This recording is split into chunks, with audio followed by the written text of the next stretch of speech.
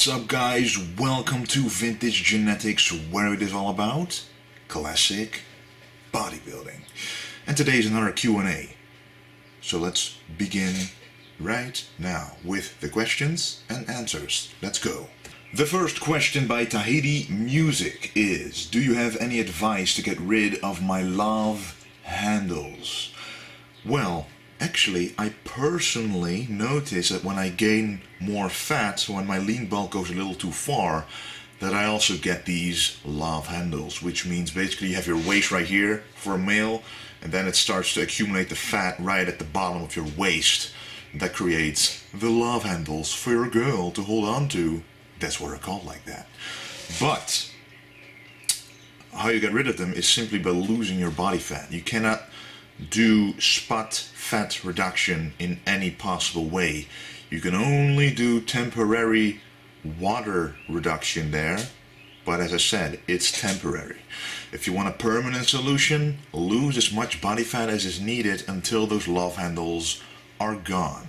I have that same problem, but it's simply where most men store their fat. For women, it's their butt and their legs. For men, it's their stomach. So you gotta deal with it until you lose the body fat. Next question by Marnix Stortelder. Hey Wesley, how do you estimate your calorie intake? What kind of formula do you use? You saying your maintenance is at 5,000 calories. On a cut, what you do, a 500 deficit. Well, first of all, on a cut or a lean bulk, I like to either decrease or increase with about 250. Now, for the regular person, this really counts, because if you want to make all your gains stay right where they are, especially when you're going to cut from a lean bulking phase, you don't want to drop 500 or even more right away for a long period of time. At least what I notice is that the slower the progress goes, the longer it actually stays like that. The faster it goes, the more muscle will actually also disappear when you're cutting, for example. So a lot of people want results fast, but when you slow down the progress, your metabolism will actually keep increasing, as when you speed it up, your body will say, ho ho ho, this is going too fast, I'm going to stop this metabolism from going so fast, and I'm going to burn less energy. So eventually you will actually be at the same caloric deficit, except you think you're 500 below, but your metabolism has already decreased your metabolism. Your energy expenditure, I mean. I like to go down 250 calories in order to preserve as much muscle mass as I can. Just look at the scale and see if you don't lose more than a pound or 500 grams a week. For most people that is good. Some people can lose more and hold on to all the muscle, but this is a general advice. If you know your own body better, you should follow your own advice. And how do I estimate my caloric intake? The formula that I use is the Harris and Benedict formula. When you fill this in, you can simply Google it, fill in all your numbers, your weight, your height, your age, whether you're a male or female. And then there's a number there, and that's your basal metabolic rate, which means that's how many calories you burn when you're sitting still. Then you multiply it with an activity factor, and this is where expertise comes in. Because a lot of people like to think they're more active than they are. For example, when they work out a lot, they think, oh, my activity should be about 1.7 multiplier. But in reality, it's like 1.5. And that little difference actually makes a big difference at the end number of energy your body would need. So yes. Next question by Massives. Wesley, do vitamin B12 needles help? I think you mean vitamin B12 injections. I heard some people do it with other B vitamins. I personally have no knowledge about why you should do that, but vitamin B12 is one of those vitamins that your body actually stores for years. Especially when you're eating meat, you will actually store it inside of your body, and it can literally, even if you don't take any B16 for years, it can still be in your body, stored and being used, as you're not taking in any yourself. So an injection of that, I don't think it would be necessary. Next question by Carlito Brigante. What would you recommend for learning more about nutrition? Your efficiency with nutrition is very impressive and I'd really like to learn more. Well, I personally study nutrition and dietetics, from which I gained a portion of my knowledge, but the rest is through experience, seeing what works for myself and what works for others. And also because I'm helping people making nutrition plans, it actually teaches me a lot about how they respond to foods, what their preferences are, what happens to their bodies. So it's a learning process all the way through, and I have, it's just an innate interest from within. So whenever I see an article, for example, you're scrolling Facebook and there's an article about nutrition, I click on it and I read it. And then I gain a knowledge. And if you do this every single day, if you're interested in it, you will become knowledgeable about it. Question by Hussein. He actually asked me this through email. I have a question about metabolism. I noticed that it is really hard for me to lose weight by traditional cutting, where each few weeks you reduce the calories by 200, for example. For me, I have to eat 800 to 1000 calories to lose weight, which I find really impossible to do. I have lost weight over time, but I can't actually cut. So my question is, how low can someone's metabolism be, and how can I figure out what is a safe calorie range to cut? When you're doing any kind of sport, your caloric needs are actually increased as opposed to a regular person who's not doing that sport, because you actually expend that energy. You need the energy to recover, and we can all know that a range from 800 to 1000 calories is way too low.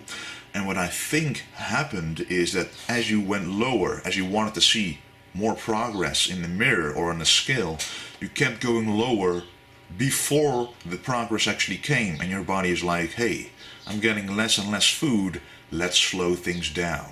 And this is kind of a negative cycle that you're in, that you can't really get out of, because you won't see progress because your metabolism is slowing down, and because you don't see progress, you go lower and lower and lower with the calories. So what I want you to do is start ramping up the calories slowly again, but adding cardio, making sure you work out hard, making sure you're not sitting on the couch all day. You want your metabolism to speed up once again to get to a normal level, and then you can eat plenty of calories and still cut. It's all about the metabolism.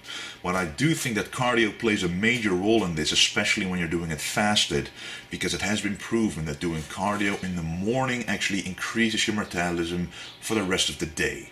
When you do this consistently, it will increase over time even more. So that is one tip for you. Of course, there are people with metabolic syndromes, certain illnesses that cause your metabolism to be really slow, to cause you to gain fat really fast. But as long as you don't have that, then my advice should be applicable to you. But if you do, I should not be the one to advise you. Next question by Lars Kruithof. I haven't been progressing in any of my major lifts for months now. I train 6 times a week. So should I train less and more a powerlifting style training, or just 6 times a week and less exercises? I personally noticed the same thing about a year ago, when my lifts just started to stall. For example, the bench press at about 140 kilos. And I kept wanting to go beyond that weight, but I just couldn't. The reps really wouldn't go up. And what I noticed, it was simply a lack of rest. Mentally, you might be able to go to the gym all the time, especially when taking pre-workouts and when it's really on your mind, that you really are obsessed with the training. But I cut down my training frequency from 6 times a week to 5 times a week, and my exercise frequency to about 4 exercises for a muscle group and 3 for a smaller, instead of 5 or more exercises. So my total volume has gone down a little bit, and my frequency of training has gone down, and my food intake has gone up.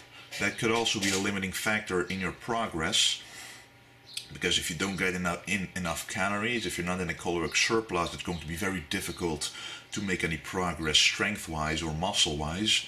And if you don't rest enough, you won't be able to recover your nervous system enough for it to produce enough power to your muscles to contract them hard enough to be able to do more weight. So I suggest doing 5 trainings a week, eating plenty enough, making sure you get enough rest, and reducing the exercises if necessary. Next question by Donald M. Can your body be achieved naturally? This is a trick question, a tricky question. Why? Because it is not possible to answer. Really, we are so different that one could really win regional shows, bodybuilding contests without ever even hearing of drugs, and one could use all the drugs in the world and not achieve one single victory. There is so much difference genetically that you cannot really advise people about what they can achieve.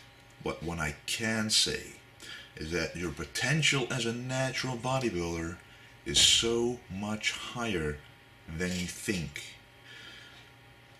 I don't understand.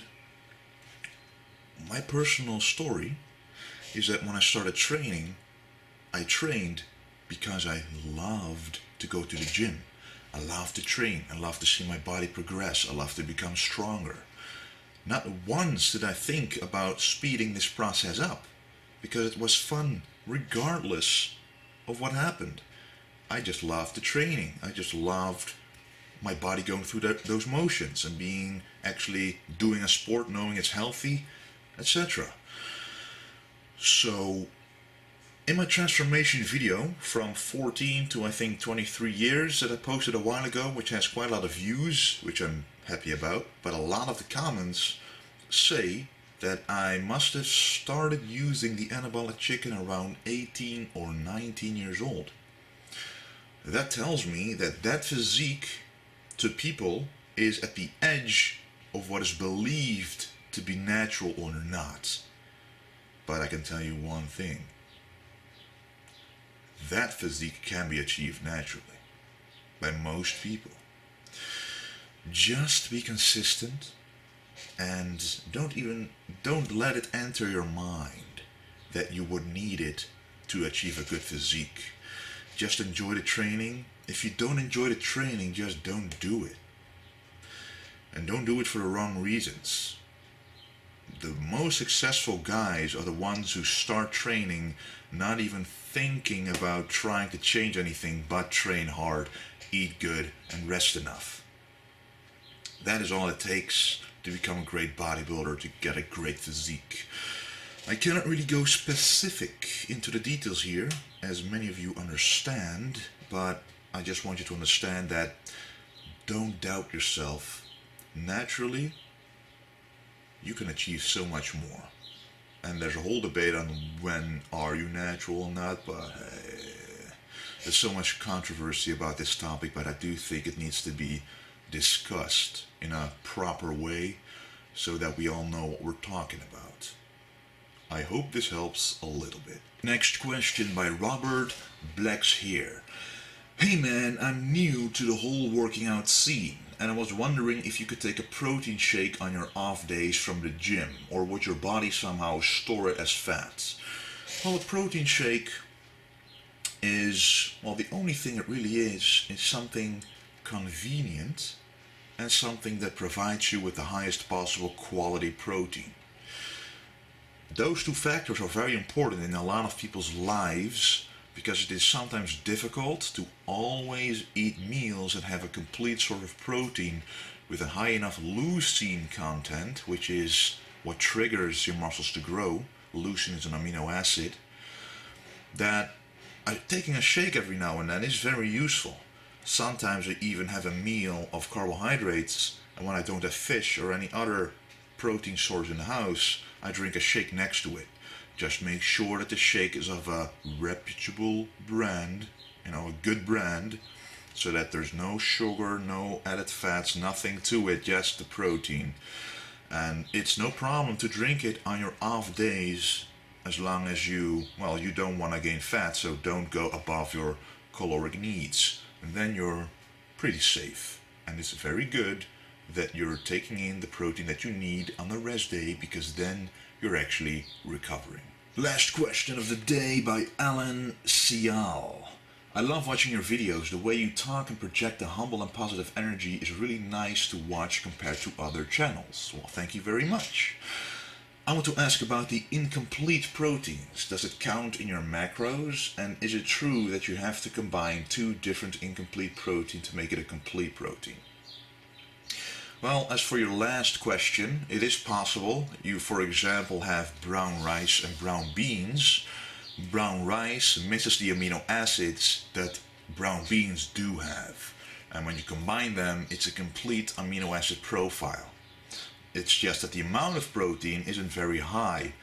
That's usually the problem in the plant-based diet, which is why adding a leucine supplement next to it might be very beneficial in some cases. There's always soy-based protein, of course, which is a complete amino acid and actually already has enough leucine to give you all the muscle protein synthesis that you need. Whey is higher, but this range right here doesn't really do much else for you because it's the range from here, where soy is right here, that actually causes the muscle growth to happen. So, do I count incomplete protein towards my macros? Yes, I do.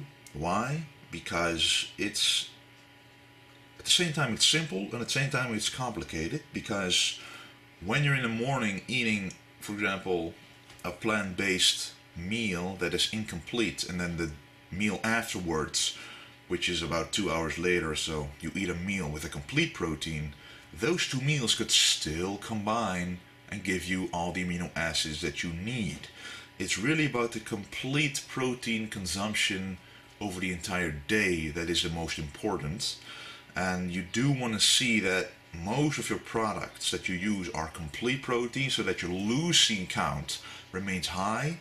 But if that's the case, then you don't have to worry about not having to count the incomplete proteins, because they are proteins too.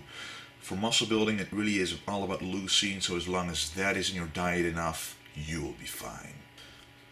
Alright guys, that was the Q&A of today. If you have any other questions, ask me down below for the next Q&A, which I will write down, and the most interesting questions, or the most questions that get the most likes, stuff like that, will get chosen, and I will answer them in the next Q&A. And I want to thank you for watching, and don't forget to stay golden.